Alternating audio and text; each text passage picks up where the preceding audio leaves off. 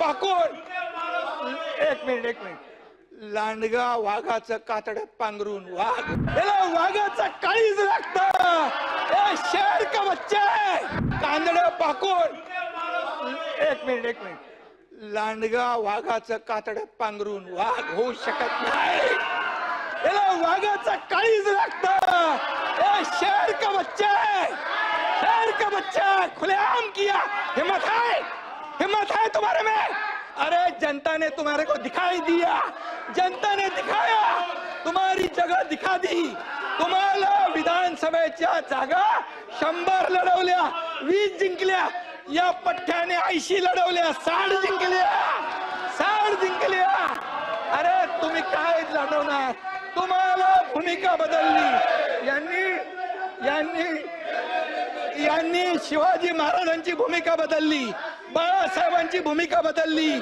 तुम्ही हिंदुत्वाचे विचार सोडले म्हणून घरकाना घाटका झाले. घरकाना घाटका, इधर कभी नाही उधर कभी नाही. आणि म्हणून परब साहेब तुमचा इतिहास मला माहित आहे. मला बोलायला लावू नका. मी बोलत नाही.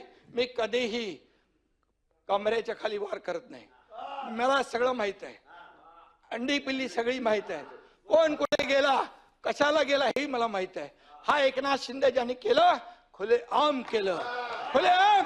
मी तुमच्या पक्षप्रमुखांना सांगितलं होतं तुम्ही आता शिवसेना आणि भाजप युती करा. मी मुख्यमंत्री होणार होतो. 5 वेळा सांगितलं.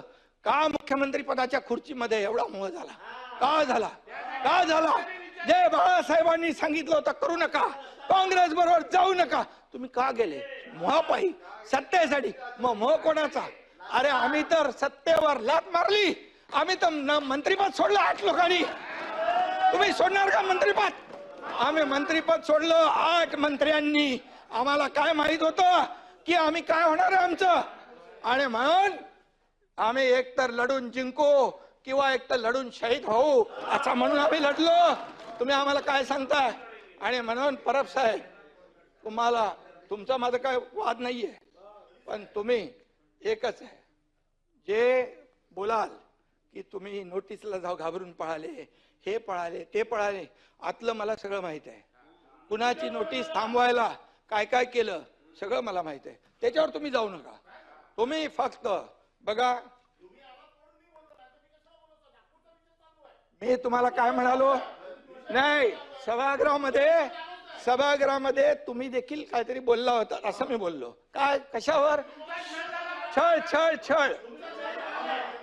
छळ झाला. तुम्ही इथं बोलले होते ना. बसून बोलू नका. संभाजीराजे मी काँग्रेस प्रदेशाध्यक्ष आणि देवेंद्र फडणवीसांच्या बद्दल बोललो की त्यांनी म्हणाले की औरंगजेबासारखा क्रूर प्रशासक मुख्यमंत्री आहेत. मी त्याच्यावर सुरू केलं. ते म्हणजे मी बोललो त्यांचे काय डोळे काढले, त्यांची काय जीभ छाटली, त्यांची काय नख उपटली, त्यांची काय कातडी सोडली. काय केलं देवेंद्र फडणवीसांनी मुख्यमंत्र्यांनी काय केलं. सोलायला पाहिजे होती. आणि मग मी म्हणालो आणखी कोणाचा तुमचाही छळ झाला, तुम्ही जेव्हा उठायला उभे राहिले तेव्हा मी बोललो